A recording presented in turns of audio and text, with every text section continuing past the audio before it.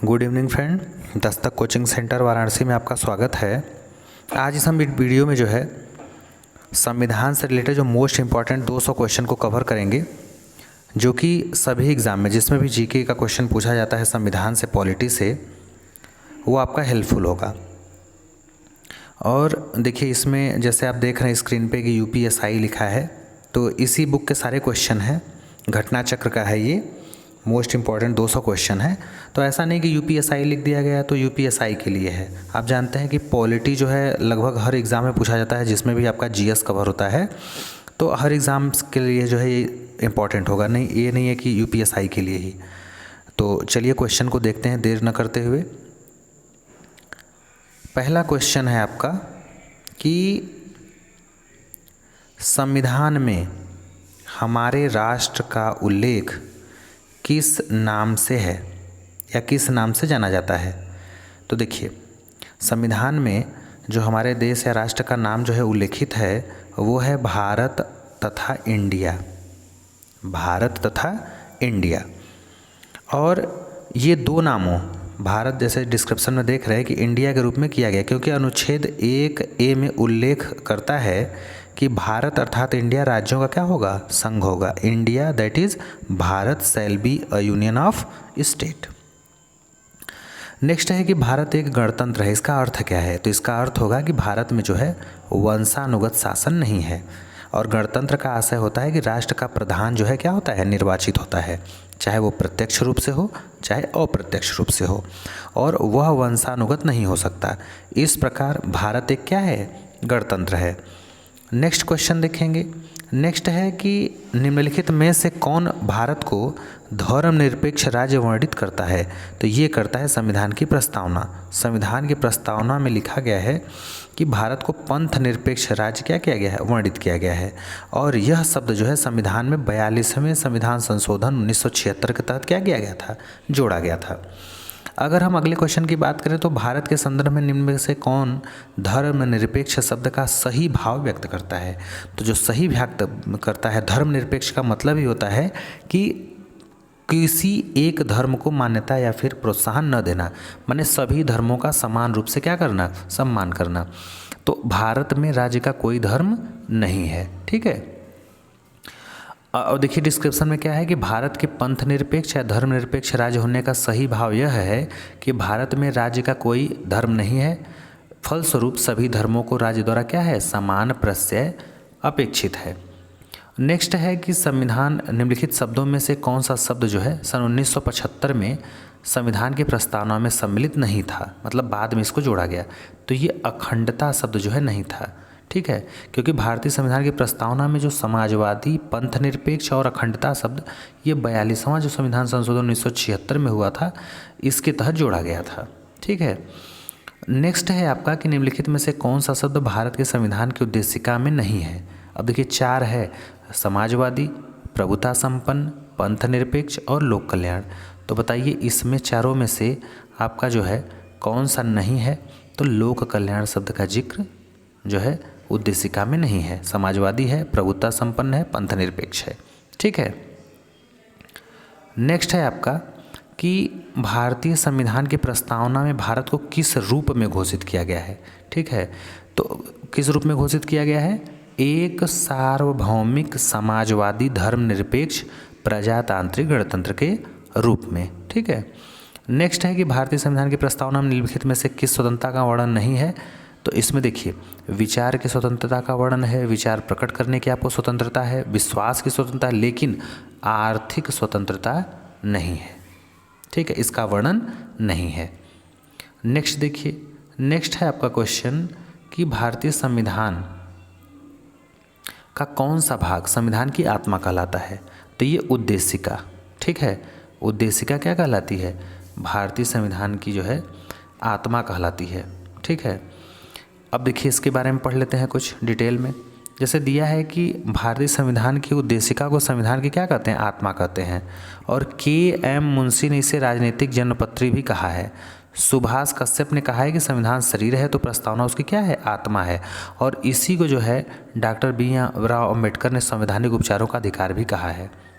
और ये भी पूछा जाता है किस अनुच्छेद को कहा है, तो अनुच्छेद 32 को भीमराव अम्बेडकर ने संविधान की आत्मा कहा है। ठीक है, नेक्स्ट है आपका कि मौलिक अधिकारों के अंतर्गत कौन सा अनुच्छेद बच्चों के शोषण से संबंधित है, तो ये है 24 जो है क्या है, 14 वर्ष से कम आयु के बालक को जो है अगर आप कारखाने में या कहीं पर भी काम में लेते हैं तो वो क्या है, एक दंडनीय अपराध है।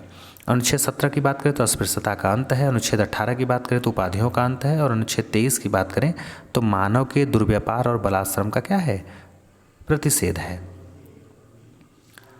नेक्स्ट है कि ये क्वेश्चन 12 नंबर है कि भारतीय संविधान में किस अनुच्छेद के अंतर्गत नागरिकों को मौलिक अधिकार प्रदान किए गए हैं, तो ये 12 से 35 मौलिक अधिकार है और 36 से इक्यावन आपको मालूम है कि नीतिगत सिद्धांत है। ठीक है, चलिए नेक्स्ट देखते हैं।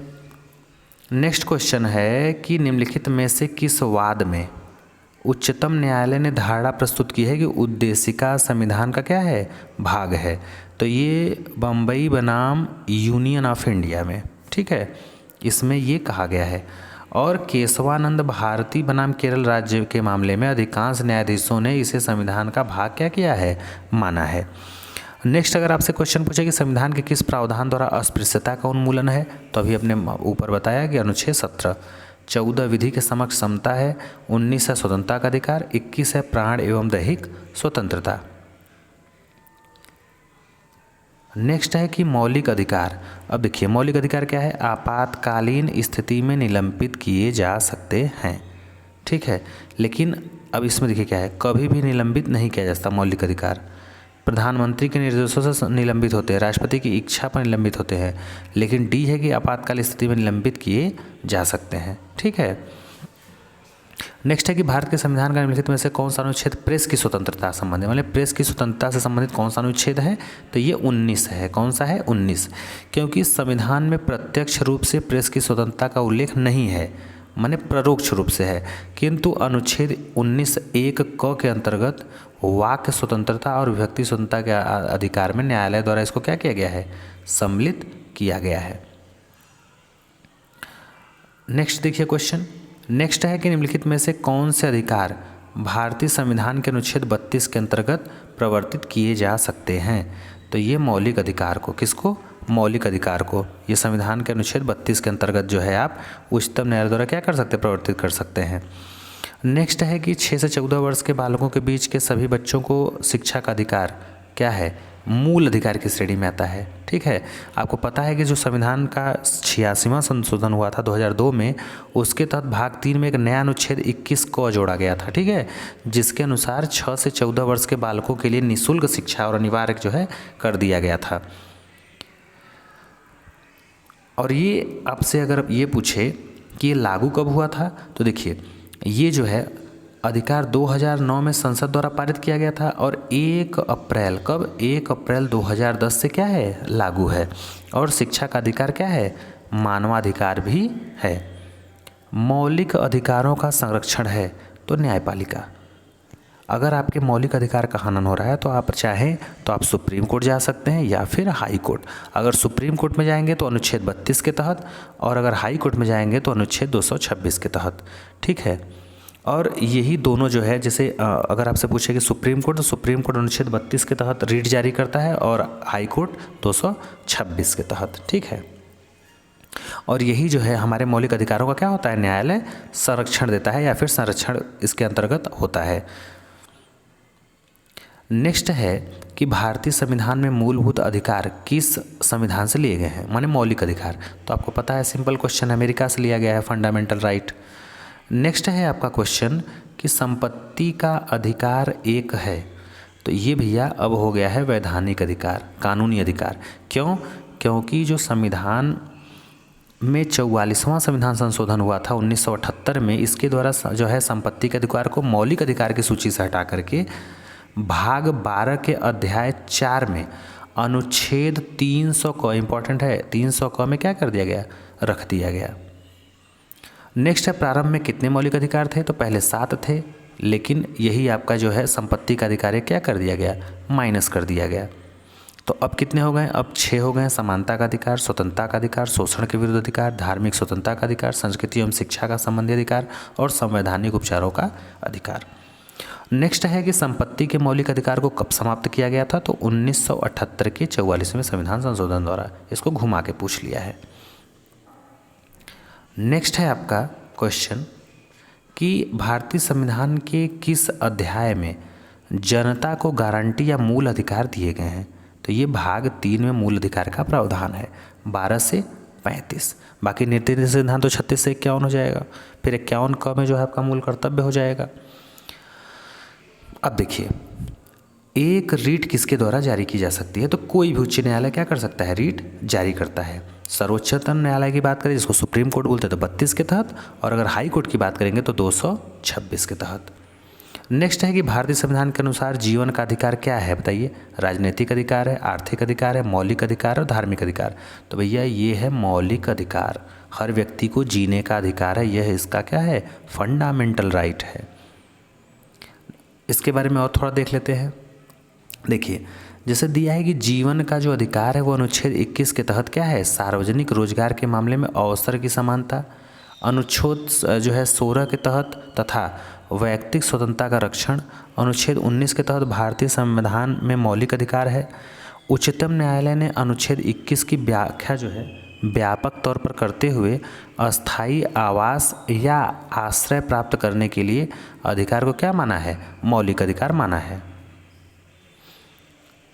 नेक्स्ट है कि निम्नलिखित में से किस स्थिति में बंदी प्रत्यक्षीकरण रीट जारी होता है, तो ये दोषपूर्ण पुलिस नज़रबंदी। बंदी प्रत्यक्षीकरण रीट कब जारी होता है, जब आप कोई पुलिस जब किसी व्यक्ति को बिना किसी कारण या उसको जो है पर्याप्त कारण बताए क्या कर ले, उसको गिरफ्तार कर ले और 24 घंटे के अंदर जो है मजिस्ट्रेट के सामने न पेश करे, तो ये जो है क्या करता है, न्यायालय द्वारा रीट जारी होता है। नेक्स्ट क्वेश्चन है कि निम्नलिखित में से वह कौन सा मौलिक अधिकार है जिसे भीमराव अम्बेडकर के अनुसार संविधान का दिल कहा गया है, तो मैंने बताया आपको संवैधानिक उपचारों का अधिकार अनुच्छेद 32। ठीक है। नेक्स्ट है कि निम्नलिखित रीट में किसका शाब्दिक अर्थ है, सब सशरीर प्रस्तुत करो, माने शरीर के साथ। तो बंदी प्रत्यक्षीकरण माने बंदी जो बनाया गया है उसका सीधे क्या हो, प्रत्यक्षीकरण हो, सशरीर उसको प्रस्तुत किया जा सके। नेक्स्ट है कि भारतीय संविधान में किस प्रकार के रीटों की विशिष्ट व्याख्या नहीं की गई है, तो देखिए 5 प्रकार के रीट होते हैं, तो उसमें से व्यादेश का जो है पर्याप्त जो है या विशिष्ट व्यवस्था नहीं की गई है। बाकी परमादेश का है, प्रतिषेध है, बंदी प्रत्यक्षीकरण का है। नेक्स्ट है कि भारतीय संविधान में मौलिक कर्तव्य कब समाविष्ट किए गए थे, तो 1976 में जो है मौलिक कर्तव्य क्या किया गया था, समाविष्ट किया गया था। अब देखिए इसमें क्या दिया है कि भारतीय संविधान में जो स्वर्ण सिंह समिति की अनुशंसा पर जो है जो 42वां संविधान संशोधन 1976 था, उसके तहत संविधान के भाग 4 क के तहत अनुच्छेद 51 क के अंतर्गत मौलिक कर्तव्य की सूची क्या की गई है, जोड़ी गई है। माने मौलिक कर्तव्य का से संबंधित अनुच्छेद कौन सा, 51 क है। कब जोड़ा गया, 42वें संविधान संशोधन 1976 में। किसकी अनुशंसा पर, सरदार स्वर्ण सिंह की। किस भाग में, 12 क में, भाग 4 क में। और इस प्रकार जो है जो संख्या मूल कर्तव्य की 10 थी वो बाद में जुड़ने के बाद अब क्या हो गई, 11 हो गई। और एक चीज़ है कि संविधान के जो 86वां संविधान संशोधन था 2002 में, उसके तहत 6 से 14 वर्ष के बच्चों के लिए जो है शिक्षा का अवसर प्रदान करना तथा प्रत्येक माता पिता का कर्तव्य है, जो 11वां मूल कर्तव्य बनाया गया है, इसमें क्या किया है, निर्धारित किया गया है। नेक्स्ट है समान कार्य के लिए समान वेतन भारत के संविधान में सुनिश्चित किया गया एक क्या है, तो ये है भैया आपका राज्य के नीति निर्देशक सिद्धांतों का अंग है। नेक्स्ट है कि मौलिक अधिकार निलंबित किए जा सकते हैं, तो ये राष्ट्रपति द्वारा किया जा सकता है। कब, तो इसमें दिया है कि राष्ट्रपति द्वारा मौलिक अधिकारों को निलंबित किया जा सकता है, परंतु मौलिक अधिकारों को राष्ट्रपति स्वेच्छा से निलंबित नहीं कर सकता। क्यों, क्योंकि ये केवल आपातकाल के दौरान ही क्या कर सकता है, संसद के अधीन होती है 352। ऐसा नहीं कि जब मन करे तब कर दे वो। नेक्स्ट देखते हैं क्वेश्चन। नेक्स्ट है आपका कि निम्नलिखित में से कौन सा जो है अनुच्छेद समता का अधिकार है, तो 14 से 18 समता का अधिकार है, तो इसमें ऑप्शन ए आ जाएगा 14। ठीक है। नेक्स्ट है भारत में निम्नलिखित में से किसके अंतर्गत पंचायती राज व्यवस्था की व्यवस्था की गई है, तो ये राज्य के नीति निर्देशक सिद्धांत। नेक्स्ट है कि निम्नलिखित में से कौन सा मूल अधिकार केवल भारत के नागरिकों के लिए है। ठीक है, तो भारत के नागरिकों के लिए केवल क्या है, अभिव्यक्ति का अधिकार है। और भारतीय संविधान में कुछ मूल अधिकार जैसे केवल भारतीयों के नागरिकों के लिए है, जैसे 15, 16, 19, 29 एवं 30। तो विकल्प डी क्या हो जाएगा आपका, राइट हो जाएगा। नेक्स्ट है कि निदेशक तत्व क्या है, तो ये अवाद योग्य हैं। निदेशक तत्व क्या है, अवाद योग्य हैं। नेक्स्ट है आपका कि कल्याणकारी राज्य की संकल्पना का समावेश भारत के संविधान में है, तो किस में है, तो ये पे यहाँ पे दिया है कि ए में है। ए का मतलब आपका क्या है, ये राज्य के नीति निर्देशक सिद्धांत में।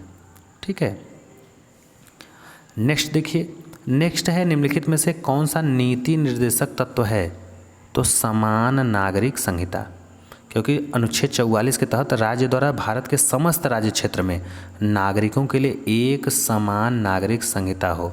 ठीक है, कॉमन सिविल कोड हो, यही प्रयास किया गया है।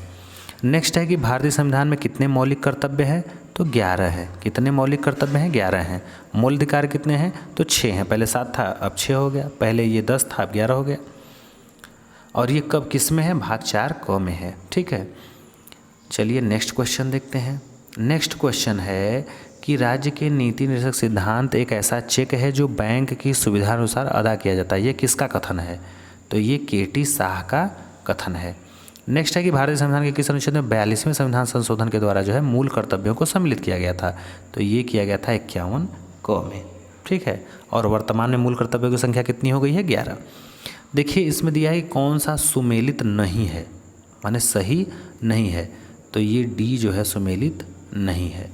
क्योंकि देखिए भाग 2 में नागरिकता है, भाग 3 में मूल अधिकार है, भाग 4 में क्या है, राज्य के निर्देशक सिद्धांत है। ठीक है, और ये जो मूल कर्तव्य है ये 5 के क में है। ठीक है,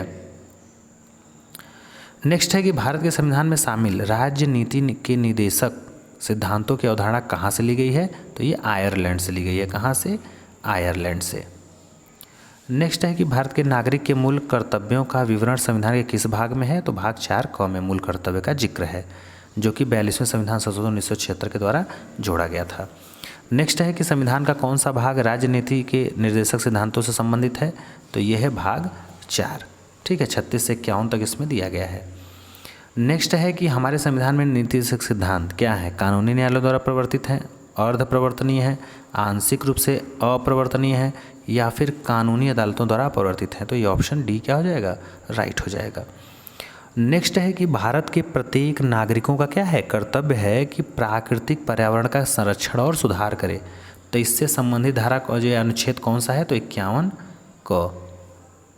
51 क के 6 में प्राकृतिक पर्यावरण का क्या है, आपका संरक्षण और सुधार से संबंधित है, और यही मौलिक कर्तव्य भी है। नेक्स्ट है आपका कि अगर भारत के राष्ट्रपति के चुनाव में कोई विवाद हो तो उस विवाद को सौंपा जा सकता है भारत के महाधिवक्ता को, संसद को, सर्वोच्च न्यायालय को, इनमें से कोई नहीं। तो भारत के सुप्रीम कोर्ट में ही उसका क्या होता है, विवाद का निपटारा होता है। किसके तहत, अनुच्छेद 71(1) में। ठीक है, और सर्वोच्च न्यायालय द्वारा किया गया जो निश्चय होगा वही क्या होगा, अंतिम होगा। नेक्स्ट है कि भारत में राष्ट्रपति का निर्वाचन किस प्रकार से होता है, क्या प्रत्यक्ष होता है, क्या राज्यसभा के सदस्यों द्वारा होता है, क्या लोकसभा के सदस्यों द्वारा होता है, या फिर अप्रत्यक्ष मतदान से होता है। तो आप जानते हैं कि एकल संक्रमणीय पद्धति के द्वारा अप्रत्यक्ष मतदान होता है। देखिए इसमें क्या लिखा है कि भारत में राष्ट्रपति का निर्वाचन आनुपातिक प्रतिनिधित्व पद्धति के अनुसार एकल संक्रमणीय मत प्रणाली द्वारा होता है, और ऐसे निर्वाचन में क्या होता है, मतदान गुप्त होता है।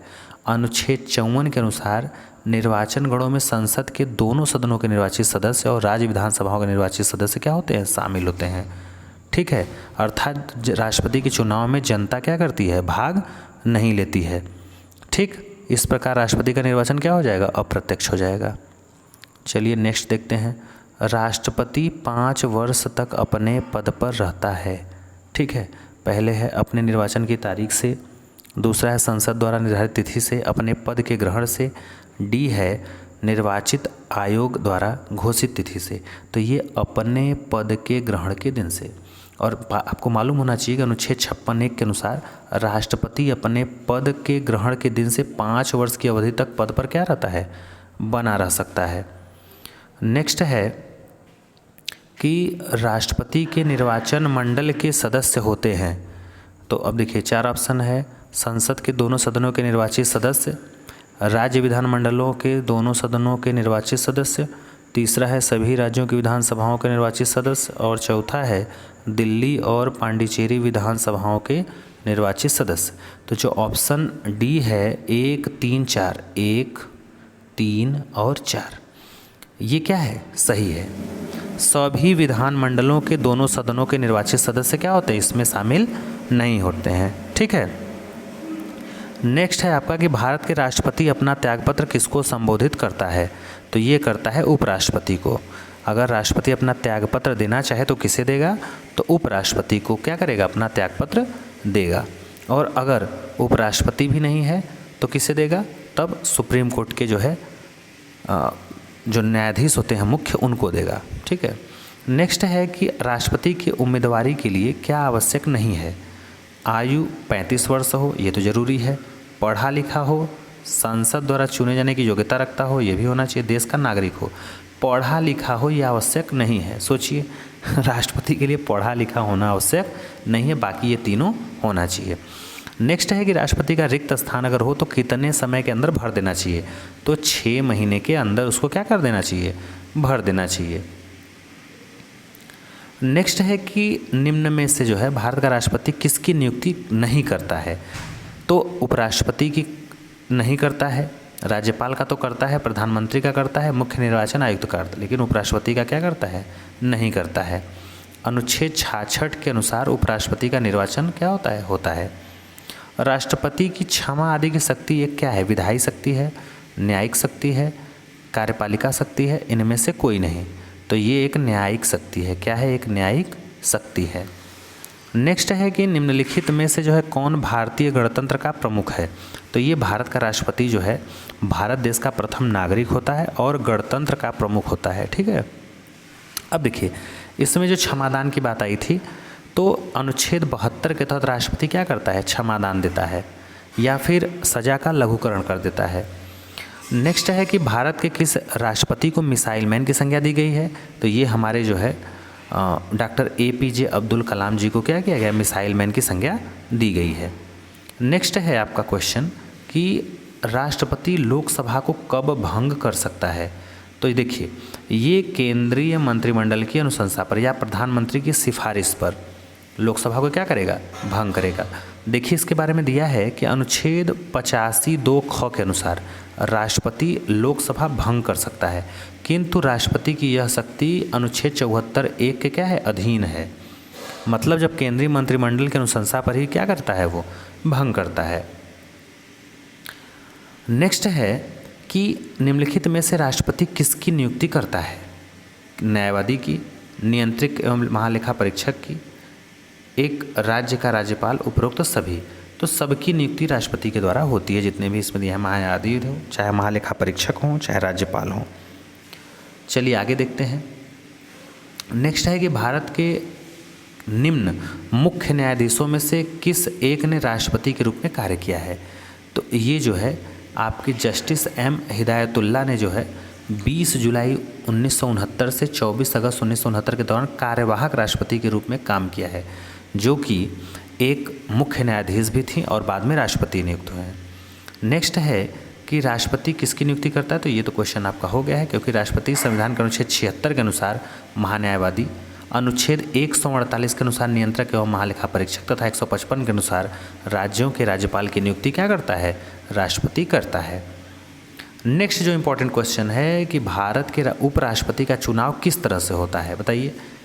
तो ये होता है लोकसभा, राज्यसभा, ठीक है, लोकसभा राज्यसभा के सांसदों के द्वारा सीधे चुनाव होता है और इसकी प्रक्रिया का उल्लेख अनुच्छेद 66(1) में जो है दिया गया है। और किस पद्धति द्वारा होता है? तो आनुपातिक प्रतिनिधित्व प्रणाली के अनुसार एकल संक्रमणीय मत द्वारा गुप्त मतदान होता है। नेक्स्ट है कि भारत का राष्ट्रपति किसका एक अभिन्न अंग है? तो आपको पता है कि ये जो है संसद का अभिन्न अंग है। ठीक है। संसद कैसे बनती है? राज्यसभा, लोकसभा और राष्ट्रपति को मिला करके क्या होता है? संसद का निर्माण होता है। नेक्स्ट है कि राष्ट्रपति द्वारा संसद के लिए एंग्लो इंडियन समुदाय कितने सदस्यों को मनोनीत होते हैं? ठीक है, तो ये होते हैं 2, लोकसभा में 2, राज्यसभा में 12। लेकिन अब जो है लेटेस्ट में जो है इनका प्रतिनिधित्व चूँकि जो है चुनाव के द्वारा हो गया है, इसलिए मनोनीत की जो है प्रक्रिया जो है अब रोक दी गई है। नेक्स्ट है कि निम्न में से एक की अध्यक्षता ऐसे द्वारा होती है जो उसका सदस्य नहीं होता। तो ये सीधे सीधे जो है उपराष्ट्रपति की बात कहा है कि उपराष्ट्रपति उस जो है सदन का सदस्य न होते हुए भी उसकी अध्यक्षता करता है। तो ये राज्यसभा का जो अध्यक्ष होता है वो सभापति जो होता है वो उपराष्ट्रपति होता है। ठीक है, लेकिन वो राज्यसभा का क्या होता है? सदस्य नहीं होता है। वेरी वेरी इंपॉर्टेंट क्वेश्चन, कई बार एग्जाम में पूछा गया है। नेक्स्ट है आपका कि उपराष्ट्रपति पदेन अध्यक्ष है किसका? राज्यसभा का, संविधान के 89(1) के तहत। ठीक है, और देखिए इसमें दिया था कि जो संविधान का अनुच्छेद 331 के अनुसार यदि राष्ट्रपति की राय में लोकसभा में एंग्लो इंडियन का प्रतिनिधित्व नहीं हो पा रहा है तो इसी अनुच्छेद के तहत वो 2 लोगों का क्या करता है? नियुक्त करता है। तो अब तो ये व्यवस्था खत्म कर दी गई है। नेक्स्ट है कि भारतीय संविधान के अनुसार केंद्रीय मंत्री किसकी इच्छा रहने तक पद संभालेंगे? तो भैया ये राष्ट्रपति की इच्छा तक। किसकी? राष्ट्रपति। अनुच्छेद 75(2) के तहत केंद्रीय मंत्री राष्ट्रपति के प्रसाद पर्यंत अर्थात जब तक राष्ट्रपति की इच्छा हो तब तक पद धारण किए रह सकते हैं। नेक्स्ट क्वेश्चन देखेंगे कि उपराष्ट्रपति, अब देखिए इसमें सीधे सीधे है कि लोकसभा का सदस्य होता है, ये तो क्लियर है। राज्यसभा का सदस्य होता है, किसी भी सदन का सदस्य होता है, सांसद सदस्य नहीं होता है। ठीक है, तो ये देखिए अब इसका जो राइट आंसर होगा वो होगा कि सांसद नहीं होता है। उपराष्ट्रपति क्या होता है? सांसद नहीं होता है। क्यों? क्योंकि भारतीय संविधान के अनुच्छेद 66(2) के तहत उपराष्ट्रपति को जो है संसद या राज्य विधानमंडल का सदस्य होने की अनुमति नहीं है, किंतु यदि वह किसी पद पर है तो निर्वाचन के पश्चात जो है निर्वाचित होने के बाद उसको क्या करना पड़ेगा? त्यागपत्र देना पड़ेगा। नेक्स्ट है कि राज्यसभा के सदस्य का निर्वाचन कितनी अवधि के लिए होता है? तो ये 6 वर्ष के लिए। देखिए अगर आपसे पूछे कि राज्यसभा का कार्यकाल कितना होता है तो उसका कोई कार्यकाल निश्चित अनलिमिटेड है, उसको भंग नहीं किया जा सकता। लेकिन उसके सदस्यों का पूछे तो 6 वर्ष है। ठीक है, अब देखिए क्यों? क्योंकि राज्यसभा के अधिकतम जो सदस्य संख्या वो 250 है और उसमें राज्यसभा में जो है राष्ट्रपति द्वारा 12 सदस्य मनोनीत भी होते हैं और ये 6 वर्ष के लिए चुने जाते हैं। ठीक है, और 1/3 सदस्य जो है हर 2 वर्ष पर क्या होते हैं? सेवानिवृत्त होते हैं, रिटायर होते हैं या फिर जो है वहाँ से हटते हैं। और अनुच्छेद 83(1) जिसके स्थान पर 6 वर्षीय कार्यकाल के लिए एक नए सदस्य क्या होते हैं? चुने जाते हैं। चलिए नेक्स्ट क्वेश्चन देखते हैं। 70 नंबर दिया है कि राज्यसभा के लिए राष्ट्रपति द्वारा कितने सदस्य नामित किए जाते हैं? तो 12।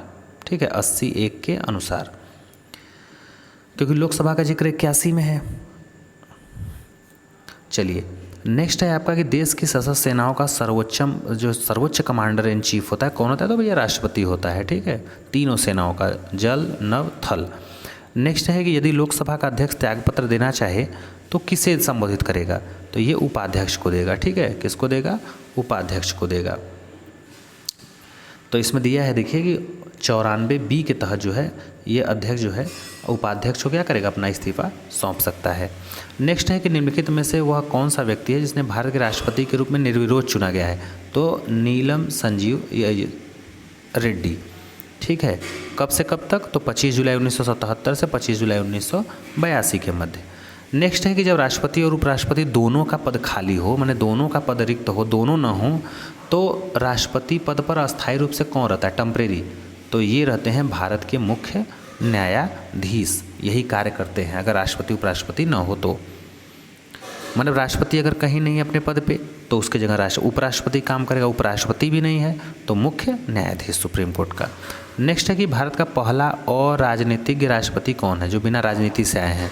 तो ये हैं doctor APJ Abdul Kalam, scientist.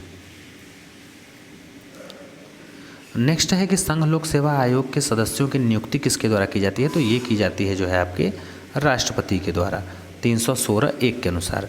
Next है कि भारत के अटॉर्नी जनरल की नियुक्ति कौन करता है? तो भारत का राष्ट्रपति करता है। नेक्स्ट है कि राष्ट्रपति संविधान के किस अनुच्छेद के अंतर्गत जो है राष्ट्रीय आपात की घोषणा कर सकता है? तो अनुच्छेद 352 के तहत। नेक्स्ट है कि संसद के दोनों सदनों का संयुक्त अधिवेशन कौन बुला सकता है? तो राष्ट्रपति। बुलाने का काम राष्ट्रपति करेगा, लेकिन अध्यक्षता लोकसभा अध्यक्ष ही करता है। कब? 108 में जो है संयुक्त अधिवेशन का जो है जिक्र है, अनुच्छेद 108 में। नेक्स्ट है कि संविधान में कितने प्रकार के आपातकाल हैं? तो 3 प्रकार के हैं, ठीक है। 352 अनुच्छेद, 356, 360। नेक्स्ट है कि राष्ट्रपति अपना त्यागपत्र किसे प्रस्तुत करता है? तो उपराष्ट्रपति को, ठीक है, अनुच्छेद 56(1) के अनुसार। और प्रधानमंत्री अपना त्यागपत्र किसको देगा? राष्ट्रपति को। तथा मुख्य न्यायाधीश जो भारत का है वो अपना त्यागपत्र राष्ट्रपति को देगा। नेक्स्ट देखिए, नेक्स्ट क्वेश्चन है कि भारत का राष्ट्रपति अपने पद पर पुनः निर्वाचन के लिए कितनी बार खड़ा हो सकता है? तो जितनी बार चाहे, कोई सीमा नहीं है, अनुच्छेद 57 के तहत। नेक्स्ट है कि भारत के राष्ट्रपति के चुनाव के लिए नागरिक को कितनी आयु पूरी करनी चाहिए? तो 35 साल का अगर कोई व्यक्ति है तो राष्ट्रपति के लिए चुनाव लड़ सकता है, ठीक है। और जो भी उसकी अर्हताएँ हैं, योग्यताएँ हैं राष्ट्रपति बनने के लिए, वो 58 में जो है अनुच्छेद दिया गया है, अनुच्छेद 58 में। नेक्स्ट है कि राष्ट्रपति का अध्यादेश कितने समय के लिए लागू रहता है? तो ये 6 महीने के लिए रहता है। किसके तहत राष्ट्रपति जारी करता है? तो 123 के तहत। अगर राज्यपाल का पूछे तो 213 के तहत। अध्यादेश जारी करने का मतलब यह है कि राष्ट्रपति 123 के तहत जारी करेगा और राज्यपाल अगर राज्य का पूछे तो 213 के तहत। नेक्स्ट है कि भारत के राष्ट्रपति पर महाभियोग की विधि अपनाई गई है। तो महाभियोग कहाँ से लिया गया है? किस देश के संविधान से लिया गया है? तो USA से। कहाँ से? USA से। और महाभियोग की प्रक्रिया का उल्लेख किस में है? अनुच्छेद 61 में है, 61 में है। नेक्स्ट है राष्ट्रपति की सेवानिवृत्ति आयु, रिटायरमेंट की आयु। तो कोई सीमा नहीं है, ठीक है। राष्ट्रपति की 51, ये 56(1) के तहत। नेक्स्ट है कि भारत के उपराष्ट्रपति का चुनाव किया जाता है तो संसद के सदस्यों के द्वारा, अनुच्छेद 66 में ये दिया गया है। नेक्स्ट क्वेश्चन है आपका कि भारत के राष्ट्रपति पर महाभियोग चलाया जाता है तो संसद द्वारा। भारत के संविधान के 56(1) के खंड 1 में जो है वो, उसमें भी उपबंध ख के अनुसार जो है, अगर संविधान का अतिक्रमण करता है राष्ट्रपति तो उस पर 61 के अनुसार क्या होता है? महाभियोग का प्रस्ताव लाया जाता है। और लेकिन इससे पहले जो है 14 दिन पहले उसको क्या करना पड़ेगा? नोटिस देना पड़ेगा। और संसद के कम से कम 1/4 सदस्यों का हस्ताक्षर होना चाहिए, तभी वो क्या होगा? आगे पास होगा। नेक्स्ट है, मतलब ये भी कह सकते हैं कि महाभियोग की प्रक्रिया शुरू होने के लिए जो है 1/4 सदस्यों का हस्ताक्षर अनिवार्य है। नेक्स्ट है कि अगर आप प्रधानमंत्री बनना चाहते हैं तो न्यूनतम आयु कितनी होनी चाहिए? तो 25 साल। देखिए 75(1) के अनुसार राष्ट्रपति प्रधानमंत्री की नियुक्ति करेगा, अनुच्छेद 75(1) में कहा गया है, ठीक है। और अगर वह व्यक्ति संसद, जैसे मान लीजिए प्रधानमंत्री की नियुक्ति हो गई और वो लोकसभा का सदस्य नहीं है तो 6 महीने के भीतर चुनाव करके उसको सदस्य बनना पड़ेगा, ठीक है। नेक्स्ट है कि प्रधानमंत्री को क्या? राष्ट्रपति के द्वारा नियुक्त किया जाता है। नेक्स्ट है कैबिनेट का तात्पर्य है। देखिए कैबिनेट का मतलब ये होता है कि अपने सचिवों के साथ कैबिनेट स्तर के मंत्री, शासन के सभी मंत्रीगण, कैबिनेट स्तर के मंत्री और राज्य मंत्रीगण, तो ये कैबिनेट स्तर के मंत्री, ठीक है। नेक्स्ट है कि मंत्रिपरिषद के विरुद्ध अविश्वास प्रस्ताव लाने के लिए लोकसभा के सदस्यों की संख्या कितनी होनी चाहिए? तो 50 होनी चाहिए, ठीक है। नेक्स्ट क्वेश्चन है आपका कि संसदीय शासन में वास्तविक कार्यपालिका किसके पास होती है शक्ति? तो ये प्रधानमंत्री के नाम के लिए तो जो है राष्ट्रपति है, लेकिन मेन सर्वे सर्वा प्रधानमंत्री होता है, ठीक है। ये उल्लेख जो है प्रधानमंत्री का 75 अनुच्छेद में दिया गया है। नेक्स्ट है कि भारत सरकार के मुख्य जो है विधि परामर्श अधिकारी कौन होता है? तो अटॉर्नी जनरल ऑफ इंडिया, ठीक है। नेक्स्ट देखिए क्वेश्चन है, नेक्स्ट है कि लोकसभा के लिए न्यूनतम आयु चुनाव लड़ने के लिए तो 25 वर्ष है, तो ये दिया गया है 84 ख में अनुच्छेद, ठीक है। और राज्यसभा के लिए 30 वर्ष न्यूनतम होनी चाहिए। लोकसभा का पहला आम चुनाव कब हुआ था? मोस्ट इंपॉर्टेंट, कई बार एग्जाम में रिपीटेड क्वेश्चन है। तो 1952 में जो है लोकसभा का पहला हुआ था। 25 अक्टूबर 1951 में जो है चुनाव हुआ था और 21 फरवरी 1952 तक चला था। और पहला अधिवेशन 13 मई 1952 को हुआ था। नेक्स्ट है कि लोकसभा को कार्यकाल पूरा होने के पहले भंग किया जा सकता है, तो प्रधानमंत्री की सिफारिश पर राष्ट्रपति के द्वारा। नेक्स्ट है कि लोकसभा के स्पीकर का निर्वाचन होता है। जो लोकसभा का स्पीकर होता है उसका निर्वाचन किसके द्वारा होता है? तो लोकसभा के सभी सदस्यों के द्वारा। नेक्स्ट है कि लोकसभा के जो है कम से कम कितने सत्र बुलाए जा सकते हैं? तो वर्ष में 2 बार। नेक्स्ट है कि राज्यपाल किसके प्रति उत्तरदायी होता है, तो वो राष्ट्रपति के प्रति क्या होता है, उत्तरदायी होता है। नेक्स्ट क्वेश्चन देखेंगे। नेक्स्ट क्वेश्चन है कि लोकसभा का कोरम कुल सदस्य संख्या कितना होता है, तो ये होता है 1/10। तो अनुच्छेद 103 में कहा गया है 100 के 3 में कि अगर लोकसभा या राज्यसभा का कुल सदस्य संख्या 1/10 है तो उसकी कार्रवाई क्या होगी, आगे बढ़ेगी। और यही जो है मुख्य विपक्षी दलों की मान्यता हेतु भी क्या है, आवश्यक है। नेक्स्ट है कि भारत में किसी राज्य की राज्यपाल बनने वाली पहली महिला, तो ये सरोजिनी नायडू हैं। नेक्स्ट है कौन सा राज्य सबसे अधिक प्रतिनिधि लोकसभा में भेजता है, तो ये हमारा उत्तर प्रदेश है। ठीक है, तो देखिए वीडियो लंबा हो जाएगा इसलिए हम यहीं पे वीडियो को रोक देते हैं। नेक्स्ट पार्ट में जो है 100 क्वेश्चन और भी इम्पोर्टेंट है उसको देखेंगे। तो चलिए मिलते हैं नेक्स्ट पार्ट में इन्हीं इम्पोर्टेंट क्वेश्चन के साथ, तब तक के लिए थैंक यू।